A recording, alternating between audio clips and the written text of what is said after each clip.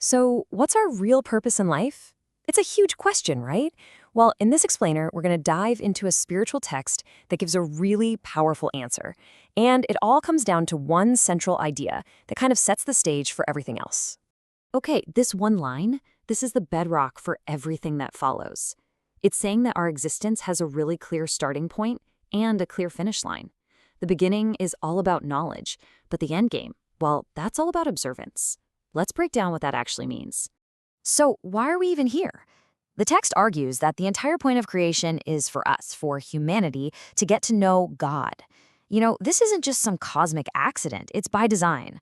And this knowledge, it's described as the very spirit that brings the human heart to life. Now, that purpose leads us straight into what the writings call the first and most foundational duty that every single person has. It's all about recognition, a fundamental act of just seeing. The language here is super specific, and that's important. Dayspring of his revelation. That's not just pretty poetry, right? It's a title. It points to a specific figure who brings a new dawn of spiritual understanding. So this isn't about some vague, abstract idea. The first duty is to actively recognize a specific divine messenger, the source, the fountain of guidance for our time. And here's the kicker. The text makes this incredibly bold claim. If you fulfill this one duty of recognition, it's the key to achieving all good things. It's like the master key that unlocks everything else. But, and this is a big but, it's only half of the equation.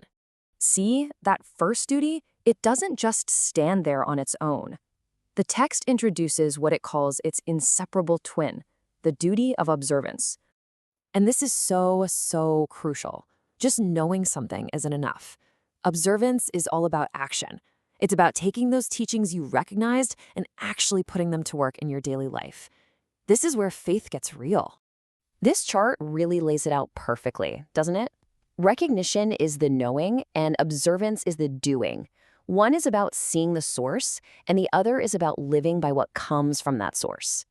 And this right here, this is the absolute heart of the whole framework. You just can't have one without the other. Belief without action, it's incomplete. And action without really understanding where it comes from, well, that's just misguided. They are two sides of the very same coin, totally inseparable. Okay, so you've embraced recognition and observance. What's next?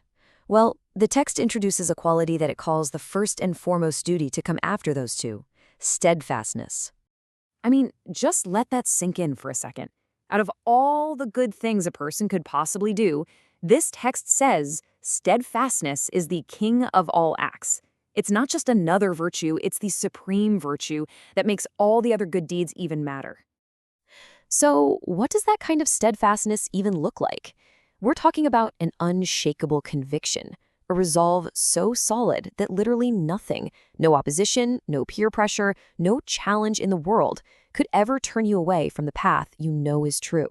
It's like absolute spiritual grit. Now, this is the part I find so fascinating. What happens when you have that foundation of recognition, observance, and steadfastness? Well, the text describes all these other virtues that it calls the highest and most laudable of all acts, second only to steadfastness itself. This list, it's like a portrait of a spiritually transformed person, isn't it? Qualities like trustworthiness, truthfulness, a pure heart, these are the things you see on the outside that come from that steadfastness on the inside. And notice how many of them are about inner peace, like contentment, patience, and just completely relying on God, even when things are tough. And the result of this whole spiritual journey, it's described in this really beautiful, poetic three-step process.